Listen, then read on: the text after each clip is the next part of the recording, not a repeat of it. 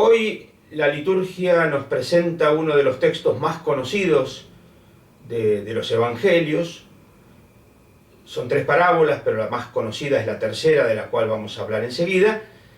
E intentaremos profundizar y también decir algunas cosas nuevas o diferentes a lo que se suele señalar habitualmente. Escuchemos el evangelio e intentemos pensar un poco si esto nos dice algo para nuestra vida diaria.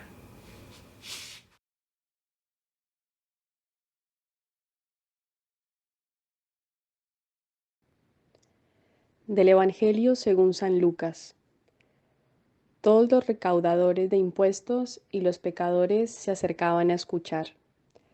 Los fariseos y los doctores murmuraban: Este recibe a pecadores y come con ellos. Él les contestó con la siguiente parábola: Si uno de ustedes tiene 100 ovejas y se le pierde una, ¿no deja las 99 en el campo y va a buscar a la extraviada hasta encontrarla? Al encontrarla, se la echa a los hombros contento, se va a casa, llama a amigos y vecinos y les dice: Alégrense conmigo porque encontré la oveja perdida. Les digo que de la misma manera habrá más fiesta en el cielo por un pecador que se arrepienta que por 99 justos que no necesiten arrepentirse. Si una mujer tiene 10 monedas y pierde una, ¿no enciende una lámpara, barre la casa y busca con mucho cuidado hasta encontrarla? Al encontrarla, llama a las amigas y vecinas y les dice: Alégrense conmigo, porque encontré la moneda perdida. Les digo que lo mismo se alegrarán los ángeles de Dios por un pecador que se arrepienta. Añadió: Un hombre tenía 2 hijos. El menor dijo al padre: Padre, dame la parte de la fortuna que me corresponde. Él les repartió los bienes.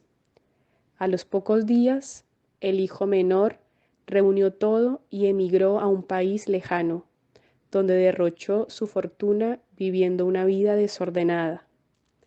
Cuando gastó todo, sobrevino una carestía grave en aquel país y empezó a pasar necesidad. Fue y se puso al servicio de un hacendado del país, el cual lo envió a sus campos a cuidar cerdos. Deseaba llenarse el estómago de las bellotas que comían los cerdos, pero nadie se las daba.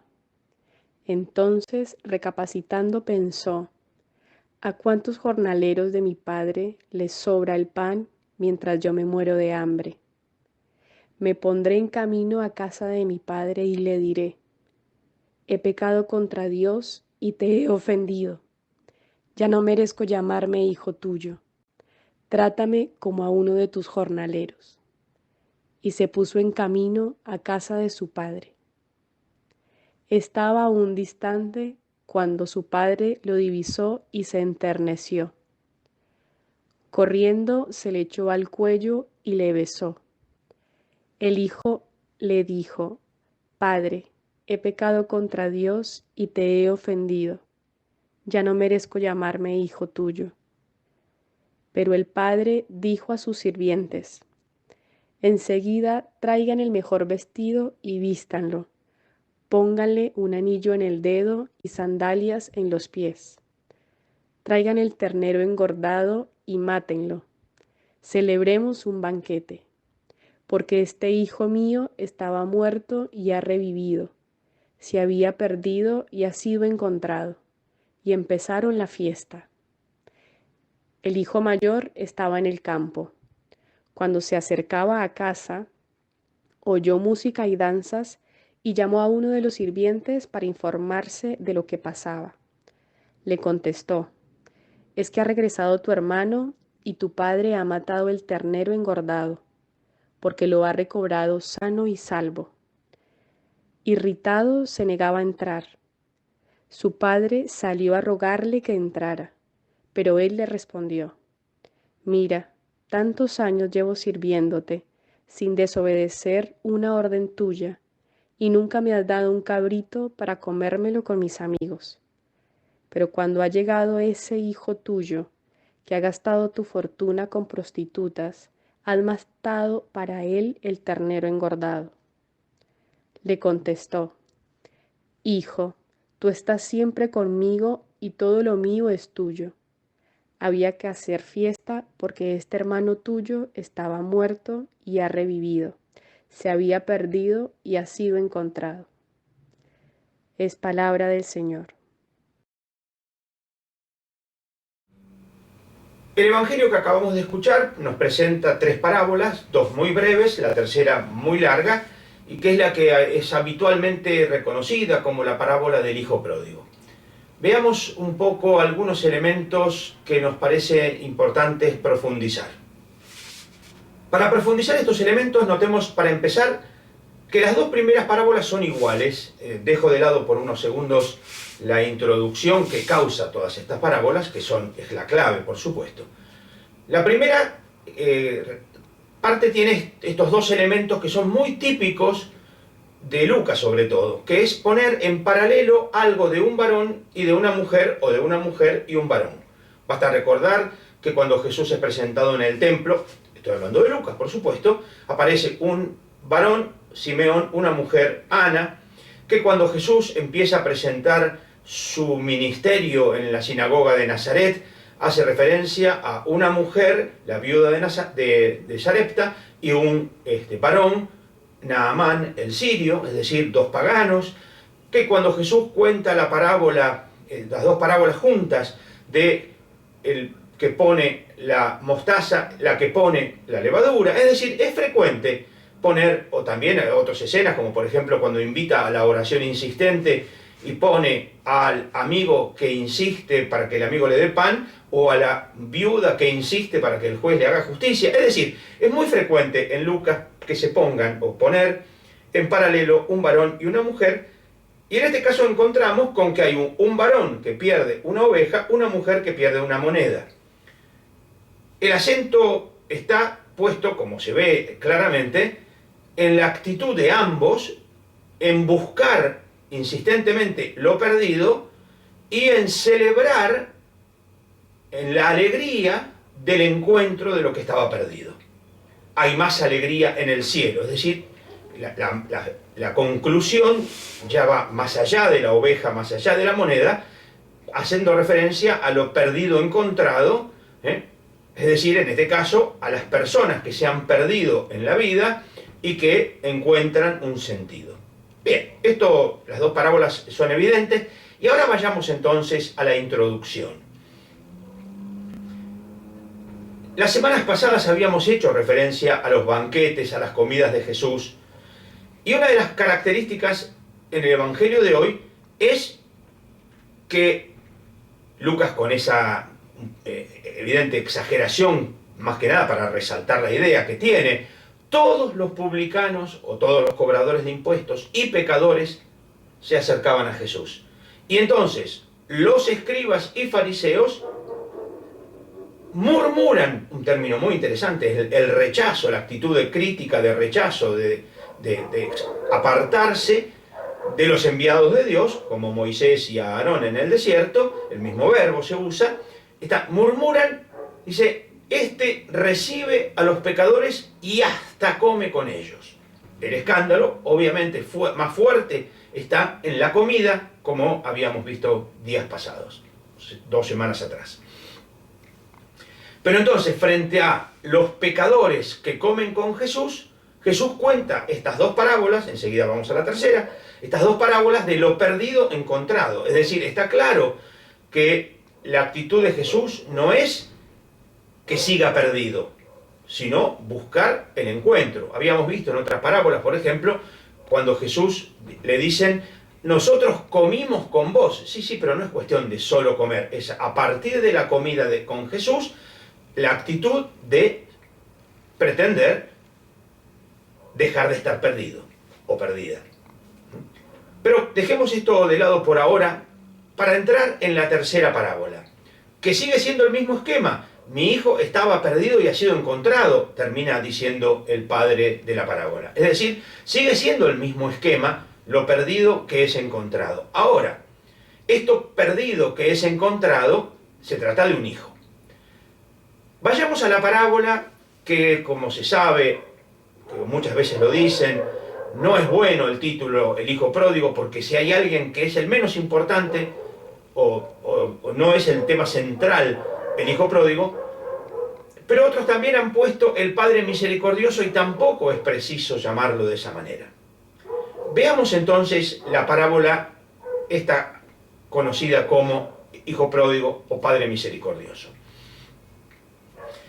La parábola empieza con una presentación de la situación que es un poco larga para después presentarnos el hecho que quiere destacar el Evangelio. Lo que nos presenta es que el padre tiene dos hijos, que uno de los hijos le pide la parte de la herencia que le corresponde, lo cual es extraño porque no le corresponde hasta que no muere. Una herencia obviamente se cobra cuando el padre ha muerto. Y el hijo que después se va, gasta todo en una vida disipada, perdido, e incluso dos o tres elementos interesantes para la mentalidad judía: se va al extranjero, es decir, deja la tierra de Israel, e incluso llega a cuidar cerdos, animales ciertamente vedados para la cultura y para la alimentación del pueblo judío. Es decir, como para resaltar que se ha perdido del todo, está en el extranjero y está cuidando cerdos cuando ya se le acabó la fiesta. El acento entonces está en que este hijo que estaba en esta situación empieza a tener hambre y entonces recapacita. Esto lo hemos visto otras veces, es muy frecuente en muchas parábolas, sobre todo de Lucas, la presentación de una persona que recapacita, que piensa, que entra en una especie de soliloquio, se ubica, piensa para sí, habla consigo y dice algo. En este caso, lo que va a decir este joven es: me estoy muriendo de hambre y los trabajadores de la casa de mi padre tienen pan en abundancia. Entonces, el muchacho, como tiene hambre, quiere que su padre lo trate como uno de los jornaleros que tienen pan en abundancia. Por lo tanto, poder comer. Y entonces elabora una estrategia de lo que le va a decir al padre para que el padre lo tome como un jornalero y por lo tanto pueda tener pan para comer. Y entonces se pone en camino a la casa del padre. Acá termina la introducción, acá termina la presentación de la parábola, porque la parábola nos va a presentar ahora dos actitudes. Y esto es importante notar. No son pocas las veces que Jesús nos cuenta parábolas de dos personajes donde el acento está puesto en el contraste de actitudes. Hay otra parábola de dos hijos que está en el Evangelio de Mateo, que el padre les pide que vayan a trabajar a la viña, uno le dice no voy y va, otro le dice voy, no va. ¿Cuál hizo lo que el padre quería? Es decir, estamos en un texto bastante parecido, inclusive algunos piensan que esta sería la parábola original, que después Lucas la desarrolla ampliamente, pero también está la parábola de, por ejemplo, el fariseo y el cobrador de impuestos en el templo, etc. Lo que importa es que estamos ante una parábola de dos personajes en el cual se contrastan actitudes. Y esta es la clave. La clave no es uno u otro, no es ni el hijo pródigo, ni el padre misericordioso, ni el hermano mayor. Es el contraste entre actitudes. La actitud del padre frente al hijo que vuelve, la actitud del hermano frente al hermano que vuelve. Uno, actitud de aceptación, de abrazo, de acogida, de recepción, de fiesta. El otro, actitud de enojo, de desprecio, de rechazo. Veámoslo. Cuando el padre ve al hijo, hace algo que ningún padre oriental haría: sale a correr para abrazarlo. Cualquier padre oriental esperaría que llegue el hijo, eso es una actitud contracultural. Pero el acento está puesto en que el padre tiene conmoción interna. El padre se le mueven las tripas. La palabra tripas es la que aparece aquí en el verbo en griego. El padre se conmovió, se compadeció. Y entonces, frente a ese compadecimiento, esa compasión del padre, corre. Y cuando el hijo le empieza a decir el discurso, el padre no lo deja terminar.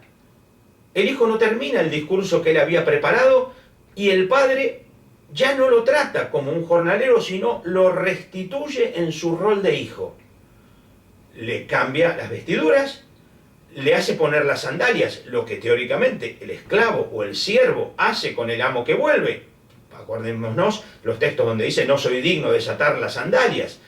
Es decir, eso de desatar las sandalias es lo propio de lo que haría un servidor. El hijo acá es recibido como hijo, hasta se le da el anillo, que es decir, el sello familiar. Y se hace fiesta. La fiesta matando el animal que está preparado para los grandes acontecimientos. Este es el gran acontecimiento. ¿Por qué? Porque mi hijo estaba muerto y ha vuelto a la vida, estaba perdido y ha sido encontrado. Es decir, la actitud del padre frente al hijo que vuelve es la de recibirlo plenamente como hijo. Mientras tanto vuelve el hijo mayor del trabajo. Él está con el padre, hace lo que el padre le pide, está siempre al servicio del padre. Y tiene razón, tiene razón. Ahora, al escuchar la fiesta, al escuchar la música, manda a preguntar y un siervo le dice, volvió tu hermano y tu papá mató el cordero engordado. Y entonces el hijo se niega a entrar, el padre vuelve a salir. De nuevo, entonces vemos el padre que sale de la casa, como salió a abrazar al hijo movido por compasión, sale ahora a invitar al hijo a la fiesta, porque tu hermano estaba muerto y ha vuelto a la vida, etc. Lo hemos escuchado. Y acá viene el diálogo entre el padre y el hijo, porque lo que le dice el hijo mayor tiene razón. Siempre estuvo con él, nunca desobedeció una orden, y el padre ni siquiera le dio un cabrito para comer con sus amigos. Tiene razón el hijo mayor. Y el padre se lo dice, tenés razón, todo lo mío es tuyo, nada de lo mío es de él porque él ya se llevó todo, todo lo mío es tuyo. Pero hacía falta, y acá hay una palabra que es muy interesante en griego, tiene que ver con el plan de Dios, hacer fiesta. Porque tu hermano estaba perdido y ha sido encontrado. Y acá viene entonces el contraste entre estos dos sujetos. Frente al hermano, hijo que vuelve, el padre lo reconoce como hijo, el hermano mayor no lo reconoce como hermano. Ese hijo tuyo. Es decir, frente al hermano, no lo reconoce como hermano, algo que es central en Israel. Y entonces volvamos a lo que motiva las parábolas. Los fariseos y escribas son el grupo religioso por excelencia en Israel. Tienen razón, lo que hacen, lo hacen bien, son fieles al proyecto de Dios. Tienen razón, todo lo mío es tuyo, pero esos son tus hermanos, los publicanos o los cobradores de impuestos, y los pecadores que van a comer con Jesús. Jesús lo que quiere es que vuelvan, que se encuentre lo que estaba perdido. Pero los hermanos mayores tienen razón, pero se quedan fuera de la fiesta, porque no los reconocen como hermanos. Es interesante el juego que tiene que ver con la comida.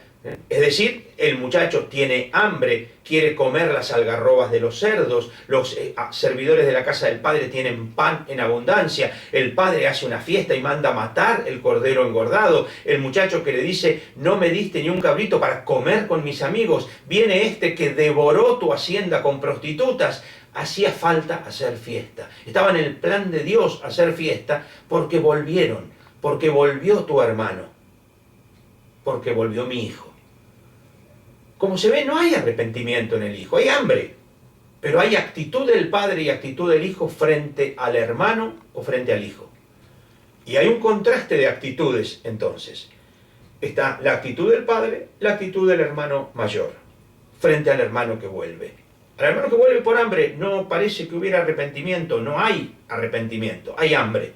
Y frente al hermano que vuelve por hambre, el padre hace fiesta, el hijo se queda sin la fiesta.